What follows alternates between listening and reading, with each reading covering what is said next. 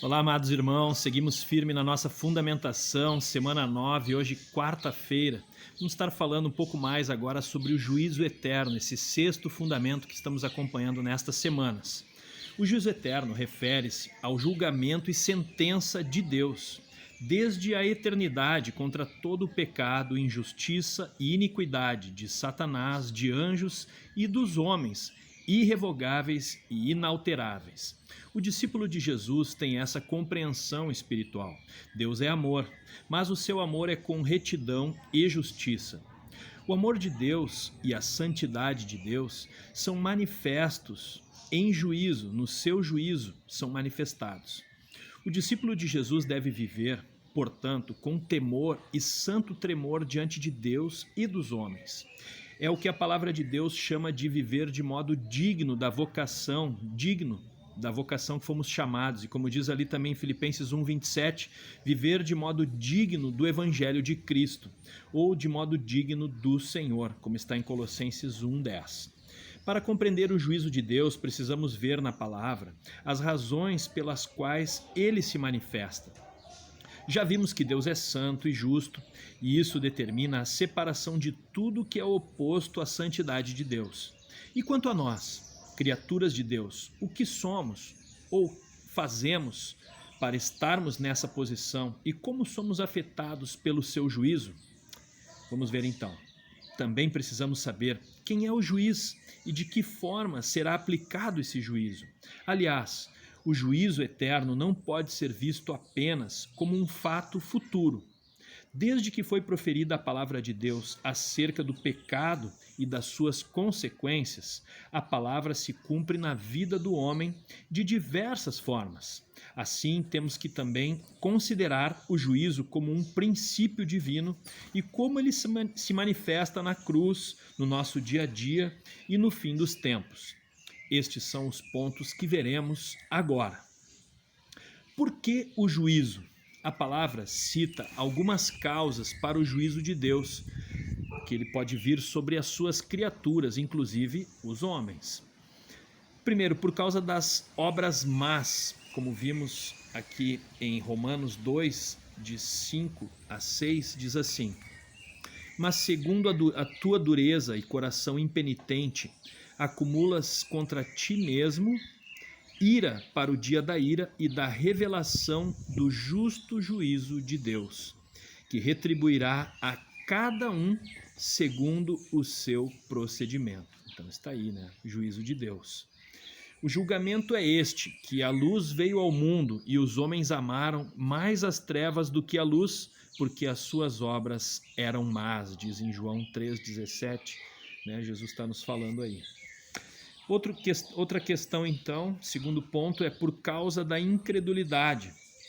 Então a palavra diz em Marcos 16, ali na 15:16, diz: ide, pregai o evangelho a toda criatura. Quem crer e for batizado será salvo, quem, porém, não crer será condenado. Ou seja, está bem claro ali já logo na pregação do evangelho. E aqui em João 3,18 diz assim: quem nele crê não é julgado. O que não crê já está julgado, porquanto não crê no nome do unigênito Filho de Deus. O terceiro ponto aqui é por causa da rebeldia contra Deus. Então, em 2 Tessalonicenses 1, 7 a 9, vemos como essa palavra nos traz revelação do que Deus está querendo nos dizer. Diz assim: e a vós outros que sois atribulados, alívio juntamente conosco, quando do céu se manifestar o Senhor Jesus com os anjos do seu poder, em chama de fogo, tomando vingança contra os que não conhecem a Deus e contra os que não obedecem ao Evangelho. Aqui está bem claro, os que não conhecem e os que não obedecem ao Evangelho do nosso Senhor Jesus. Estes sofrerão penalidade de eterna destruição, banidos da face do Senhor e da glória do seu poder. Que texto bem forte, bem claro aí para a gente não se iludir de que se não conhecermos e não obedecermos ao Senhor, corremos sério risco de sermos julgados e condenados com o mundo. Aqui diz então: porque a ocasião de começar o juízo pela casa de Deus é chegada. Ora, se primeiro vem por nós, qual será o fim daqueles que não obedecem ao Evangelho de Deus? Isso está em 1 Pedro 4,17. Como vemos nesses versículos, desobediência, rebeldia e prática de más obras, estão na verdade relacionadas com a rejeição do homem ao Senhor Jesus e ao seu Evangelho. É importante lembrarmos desse aspecto, porque podemos achar que boas obras poderiam livrar o homem do juízo, o que não corresponde à palavra de Deus. Vamos seguir firme aqui então no nosso estudo. Quem é o juiz? Quem pode julgar as pessoas? Nós não somos chamados para julgar, Se possível, pudéssemos julgar a nós mesmos para não incorrer nos erros, estivéssemos olhando sempre para o nosso coração. Mas quem vai julgar a todos é o Senhor, E também ele disse que nós também vamos cooperar com ele quando estivermos lá na glória, nessa perfeição de ver Jesus face a face. A palavra de Deus diz que Deus julgará o mundo por meio do Senhor Jesus. Isso está em Atos 17, no capítulo 17, versículo 31. Diz assim: porquanto estabeleceu um dia que há de julgar o mundo com justiça, por meio de um varão que designou e acreditou diante de todos, ressuscitando dentre os mortos. Jesus venceu a morte. E o Pai a ninguém julga, mas ao Filho confiou todo julgamento, a fim de que todos honrem o Filho do modo por que honram ao Pai.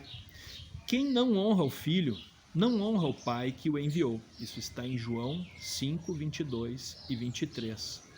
O texto é bem claro dos motivos para que ele seja o juiz.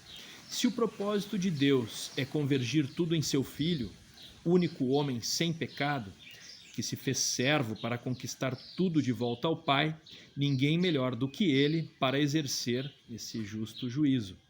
Os critérios para esse julgamento são conhecidos. A própria palavra de Deus, em João 1, 48 e 49, Jesus nos diz: quem me rejeita e não recebe as minhas palavras, tem quem o julgue.